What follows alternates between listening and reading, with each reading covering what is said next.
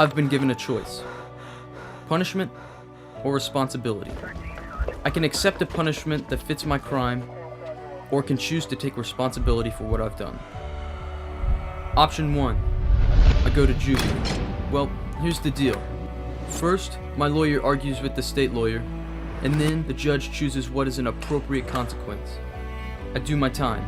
I do not meet my victim. I do not hear how my actions affected others. I only get in trouble. Like I said, I do my time. I get locked up. Maybe someone starts thinking of me as a criminal. Maybe that's how I begin to see myself. Option 2, I face up to what I've done and make it right. Here's how that works. Along with a police officer and a mediator, I meet the victims of my crime. I hear how what I've done has hurt them, what it has cost them, physically and emotionally. I'm given the chance to see the human side of my actions. Together, we all decide what I can do to fix it, to repair the damage, to replace what I've taken, to restore a sense of peace. Maybe, just maybe, I realize that I broke more than just the law. I broke a relationship. Maybe they forgive me.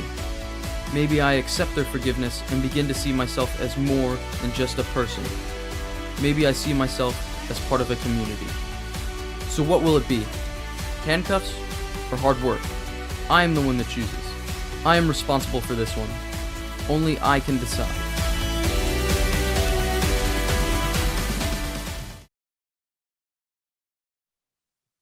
So hi, my name is Stanisha Liggins. I'm a case manager here at VOA Restorative Justice. I've been with Restorative Justice for a little over 2 years now, and I'm super excited to be talking to you as a former Girl Scout. I was a Girl Scout for a while when I was younger, so I'm super excited to be a part of this. And I want to share with you a story that I was able to participate in, be a facilitator, and it really just shows the principles of why restorative justice offers healing and builds relationship. I met with a girl named Nia. She worked at a local grocery store here in Louisville every summer to earn extra money. She was a star employee and always came to work on time. One day before work, Nia overheard her mom stressing about, bills and not having enough money. So that day when Nia went to work, she took money from her cashier, from her register at work. The next day when Nia came back to work, of course her job realized that the money was missing. They asked her about it. And she was let go. So she lost her job that summer.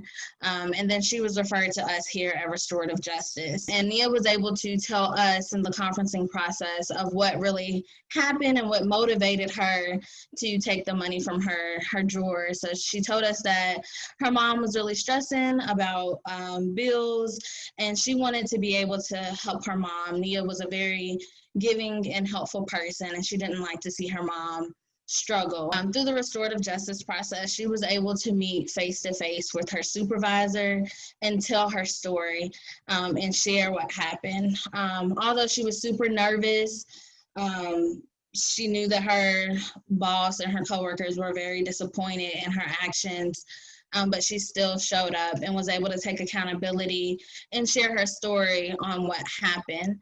When she came to the conference, the final conference, she came with a written letter. Like I said, she was super nervous to share, but she came with a written letter and also the money that she took. She came to the meeting with that and offered it to her supervisor. Her mom in the meeting was super, she was very embarrassed about what happened and knew that she raised Nia to do the right thing. So all around, it was very hard for her to be able to face what happened. But through this process, she was able to do it. She was able to talk to her supervisor. And her supervisor went back to work the next day and shared with the owner, the store owner, the letter, and also shared their experience with restorative justice. And so the supervisor reached back out to restorative justice and was like, we really enjoyed going through this process. Like they already had that relationship, Nia and the supervisor, and they asked for Nia to come back to work for them the next summer. So Nia lost her job, but the supervisor felt happy to be able to go through this process, really hear Nia's story and hear, that this was just like a one-time thing, and he was really able to give Nia another chance.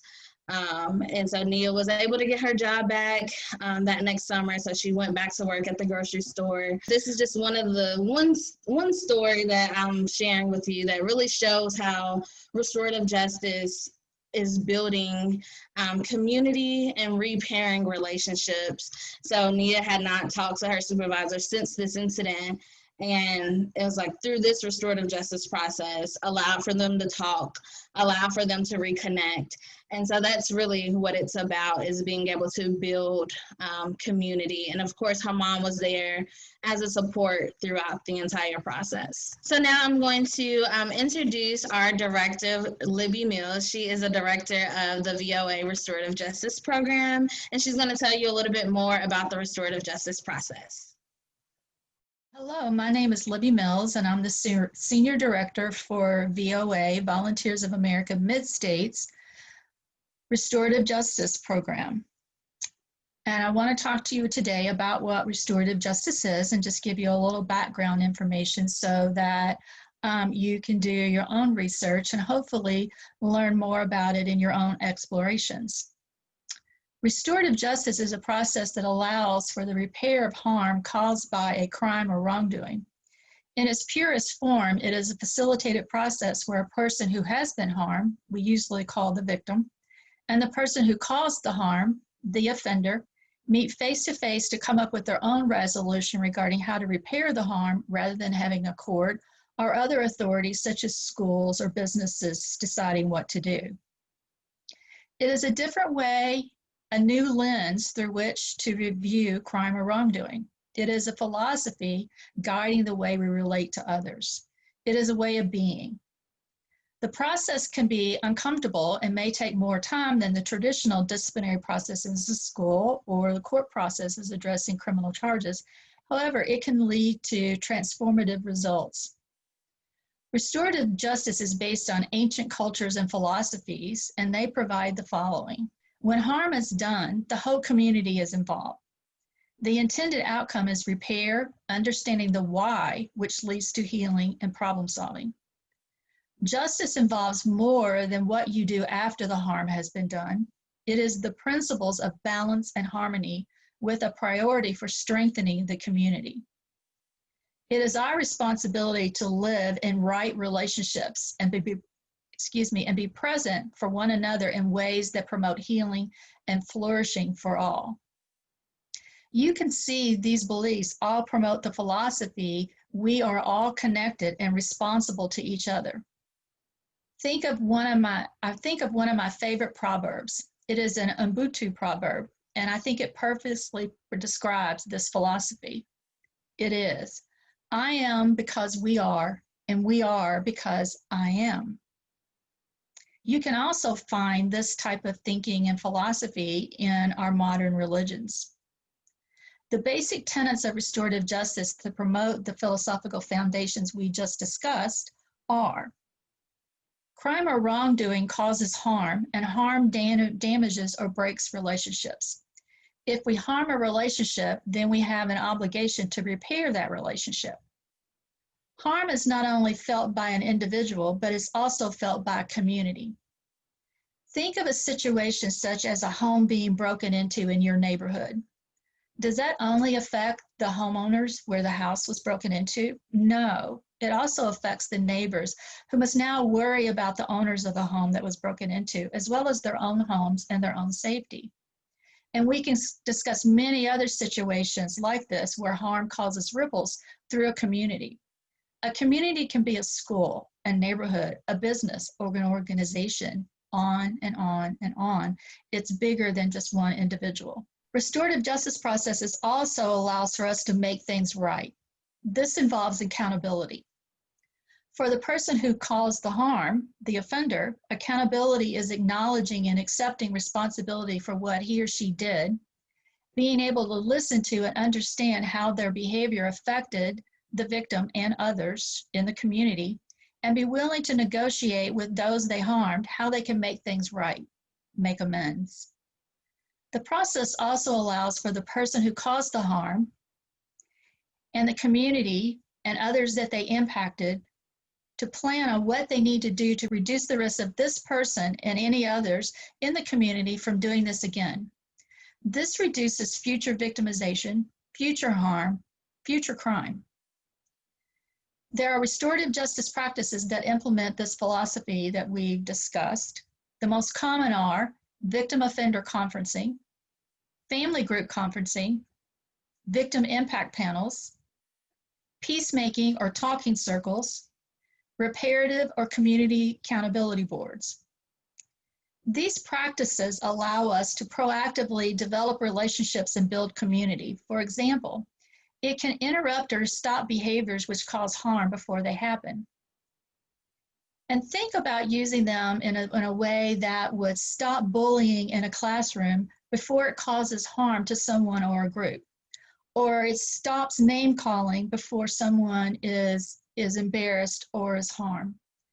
These practices can also reactively respond to wrongdoing and conflicts or problems after they occur. The processes allow and provide an opportunity for the person who was harmed to discuss the impact of the incident, allows the victim of the incident to discuss how it affected them. It allows others who were impacted to discuss how the incident affected them.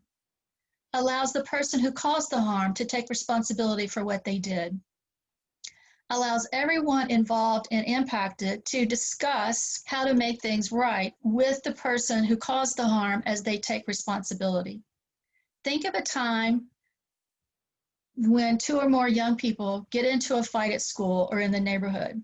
Think of a theft of a cell phone, damaging property, threats made to a person individually, or using social media. These are all examples of incidents that can be addressed retroactively or after the incident occurred. Restorative justice provides individuals an opportunity to speak and listen to one another in an atmosphere of safety, decorum, and equality.